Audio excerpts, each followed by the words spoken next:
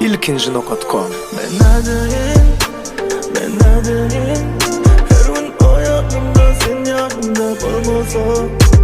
Ben neredeyim? Erterim söyleyecek beni bugün yürek durmasa. Bir ansakta bana sen sevonma. Sevmesen sevme, yanıp gidin soğuma. Ülkeni olmadın mı?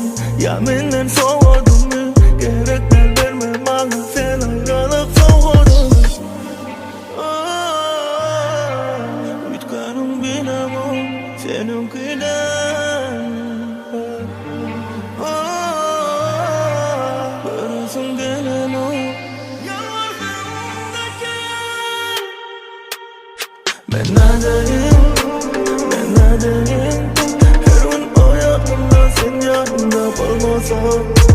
Ben neredeyim?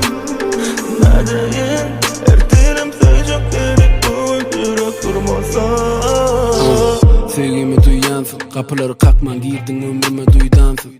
Yeki dünyamsın, yanından ayrılman benim kovuyansan. Kaharlanma, karışyansa uyansan. Arkandan kucakladım, cikladım, ukladım. Büyütkede birden havayanca. Seni sevmem kıyna, duruya birden daşta vurup seni dinlep. Doyamok seni sinlap, sana mengeş köp yönü, hiçiti zinne. Daracı köyünü, hovlukma öyünü. Ülke öylünü yan beni bağışla bal. Özümü yitirdim katı görme. Söyleyen seni söymeyi yeni bir azıcık vaat ver. Seni ekecek öylünüp uğramaz hiçem. Tapılmacak yer gideli gözledip gözleri gözledip. Seni ben yok oldun diledim bırımı yüzledip. Kalbimi sözledim yadımdan yürüdüm özünü küzledip. Uzakta bolma yalnız durumda sensiz bu dünya kamıydır olgu. Menin utanma vaktinin yıkacak hayır entek kurtarma. Göy verip bilemok eline yanı tutamda. Sevgini utanım kalsa o baylık utamda. Deli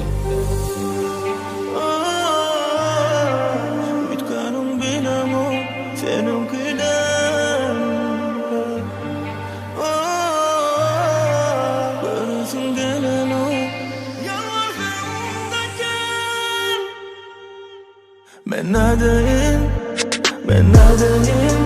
Her gün hayatımda sen yanımda olmasan. Ben neredeyim? Erterim söyleyecek beni bugün yürek durmasa.